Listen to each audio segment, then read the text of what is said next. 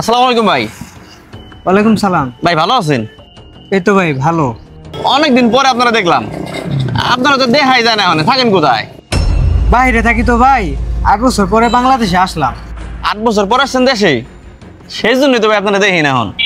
ভাই আমি না শোরুম থেকে একটা গাড়ি কিনবো, কি করে পাইতাছি না, আমার তো পরিচিত নাই।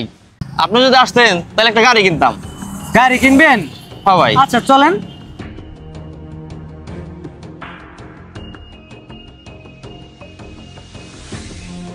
ভাই আপনাদের এখানে কি ভালো গাড়ি হবে?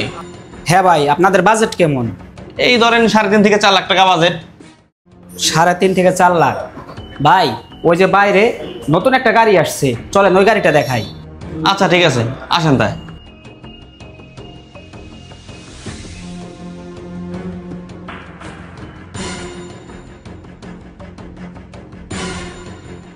ভাই এই যে হচ্ছে গাড়ি, আপনাদের বাজেটের সাথে আর গাড়ির সাথে একদম পারফেক্ট, এই গাড়িটাই নেন।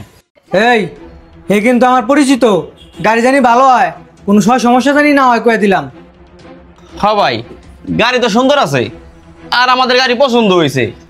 ভাই সে যেহেতু বলতেছে গাড়ি ভালো হইব, তাহলে গাড়িটা নেই নাকি? হ্যাঁ নেওয়া যায়, গাড়িটা ভালো আছে। তাই ভাই গাড়ি আমরা চালাই দেখে আসি। আচ্ছা ঠিক আছে ভাই। ভাই আপনি এখানে থাকেন, আমি টেস্ট করে আসি গাড়িটা। আচ্ছা সমস্যা নাই।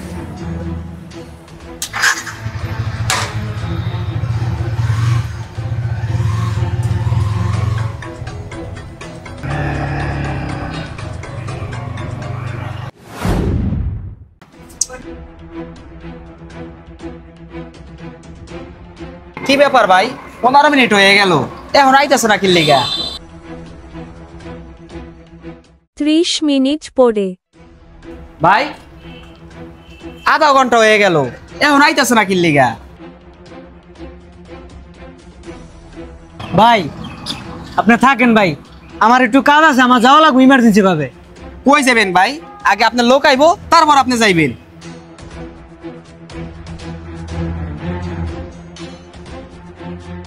এক ঘন্টা পরে। ভাই 1 ঘন্টা হয়ে গেল, আপনার লোক এখন আইতেছে না কে? না ভাই আমি আর পারতাছি না ভাই, 1 ঘন্টার বেশি হয়ে গেছে গা, আমার ইমার্জেন্সি কাজ আছে, আমার এখন যাইতে হইব। আরে ভাই কই যাইবেন? আপনার লোক আইবো, গাড়ি দিয়া যাইবো, তারপর আপনি যাইবেন, না হয় গাড়ির টাকা আপনি দিবেন, তারপরে যাইবেন। আরে ভাই টাকা আমি দিব কেন, আমি তো ওই লোককে চিনি না। চিনেন না মানে ভাই, ভাও সাউ কই লইবো, গাড়ির টাকা দেন, নাইলে আপনার লোক নিয়ে আহেন, তারপর আপনি দিক থেকে যাইবেন। এর আগে আপনি এক চুলো নড়তে পারবেন না।